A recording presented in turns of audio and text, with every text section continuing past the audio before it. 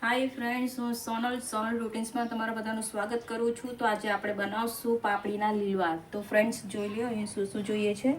તો સૌપ્રથમ પહેલાં મેં નાની ડુંગળી કટ કરીને રાખી છે ફ્રેન્ડ્સ, અને આ છે લીલી ડુંગળી, એ પણ 2-3 જ લીધી છે, વધારે નથી લીધી. એક ટામેટું લીધું છે, અને આ લીલું લસણ અને ધાણા ગાર્નિશ કરવા માટે. તો ચાલો ફ્રેન્ડ્સ, હવે આપણે આગળની પ્રોસેસ કરીએ.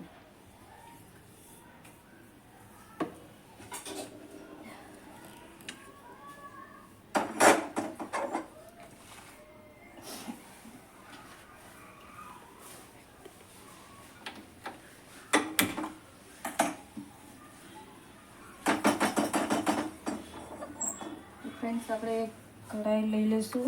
એને હવે મૂકી દીધી છે મેં ગરમ કરવા માટે ફ્રેન્ડ્સ. એની અંદર આપણે તેલ એડ કરીશું 2 મોટા ચમચા જેટલું.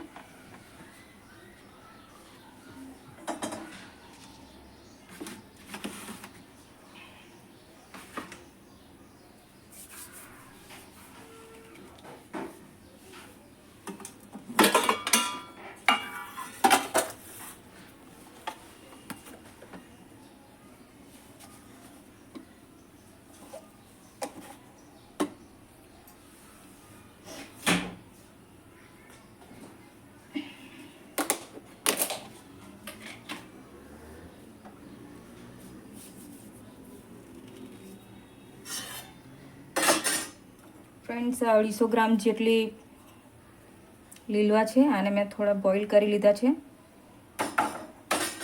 એટલે જલ્દી ચડી જાય. તો હવે ફ્રેન્ડ્સ, આપણે લઈશું 1 ટી ચમચી જેટલું અજમું. આ અજવાઈન છે ફ્રેન્ડ્સ. હવે આપણે આને તેલમાં એડ કરી દઈશું.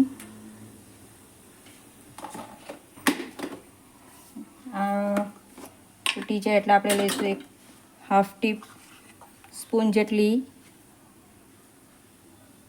હિંગ.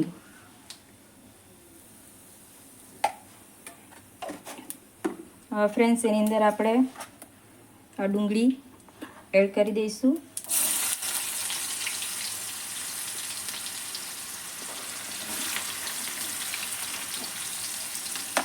ફ્રેન્ડ્સ, આને સાતળવા દઈશું આપણે.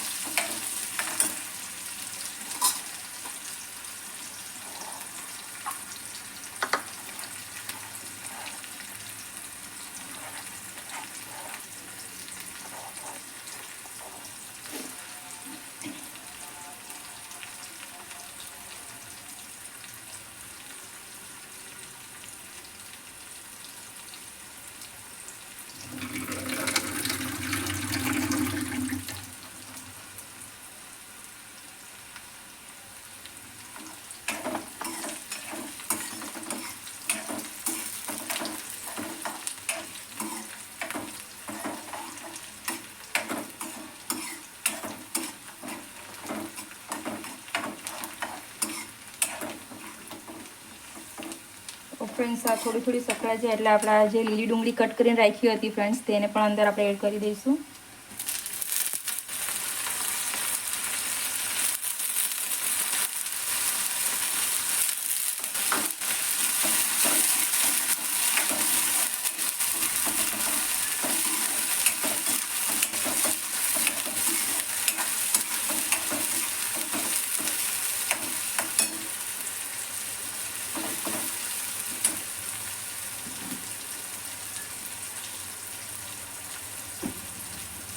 હવે ફ્રેન્ડ્સ, આની અંદર આપણે બધા મરી મસાલા કરી દઈશું, પછી લાસ્ટમાં ટામેટું નાખીશું.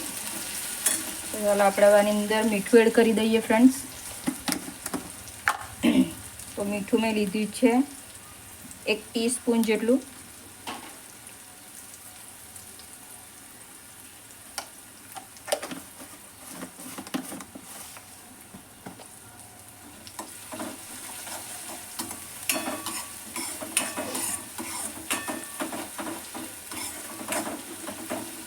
હવે ફ્રેન્ડ્સ, આની અંદર આપણે આદુ લસણ મરચાંની પેસ્ટ 1.5 ટીસ્પૂન જેટલું આપણે એડ કરી દઈશું. હવે આને પણ થોડીક વાર તેલમાં સાતળશું ફ્રેન્ડ્સ.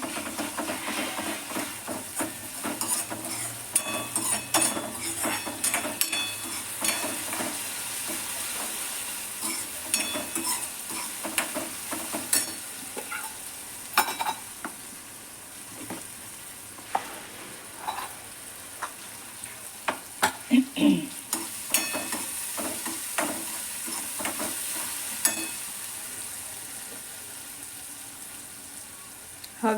1 ટીસ્પૂન હલ્દી એડ કરશું ફ્રેન્ડ્સ, અને 2 ટીસ્પૂન ચીલી પાવડર એડ કરશું, અને 1 ટીસ્પૂન ધાણા જીરું એડ કરશું, અને 1 ટીસ્પૂન ગરમ મસાલો. હવે ફ્રેન્ડ્સ આપણે બધા મસાલાને થોડીવાર ફ્રાય થવા દઈશું.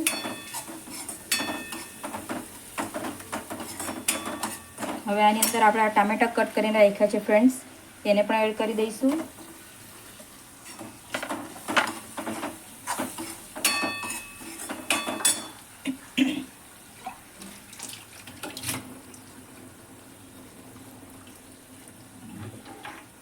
તો ફ્રેન્ડ્સ આપણે આની અંદર 2 ચમચી જેટલું થોડું પાણી એડ કરી દઈશું એટલે મસાલા બળી ન જાય.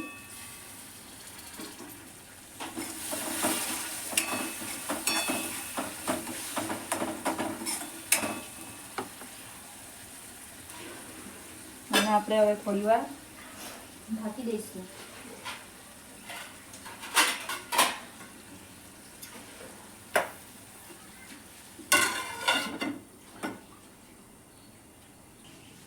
તો ચાલો ફ્રેન્ડ્સ, હવે આપણે જોઈ લઈએ. આપણા કાંદા ટામેટાને બધું સતળાઈને સરસ મસાલો પણ એ થઈ ગયો. હા, સરસ થઈ ગયો છે. તો હવે આપણે આની અંદર લીલવાને એડ કરી દઈશું ફ્રેન્ડ્સ.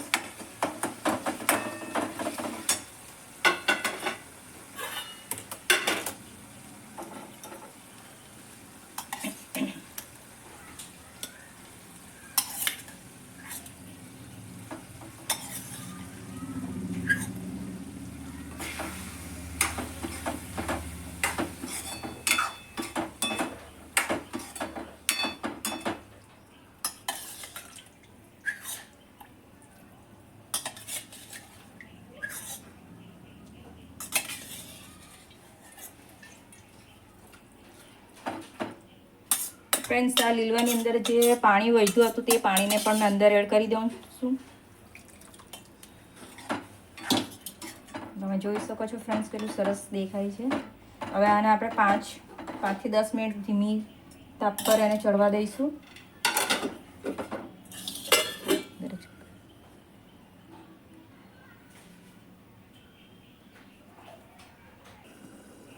તો ચાલો ફ્રેન્ડ્સ, હવે આપણે જોઈ લઈએ. તો તમે જોઈ શકો છો ફ્રેન્ડ્સ કેટલું સરસ તરી ઉપર આવી ગઈ છે, અને લીલો પણ સરસ ચડી ગયેલા એટલે બાફી દીધા હતા મેં તો, પણ સરસ થઈ ગયા છે. તો ફ્રેન્ડ્સ, હવે આપણે આને ગાર્નિશ કરીશું.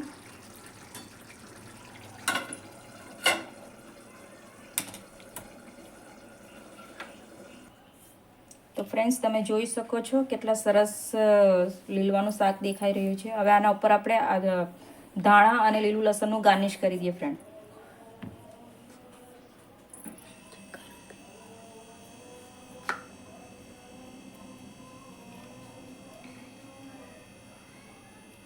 જો ફ્રેન્ડ્સ કેટલું સરસ દેખાય છે.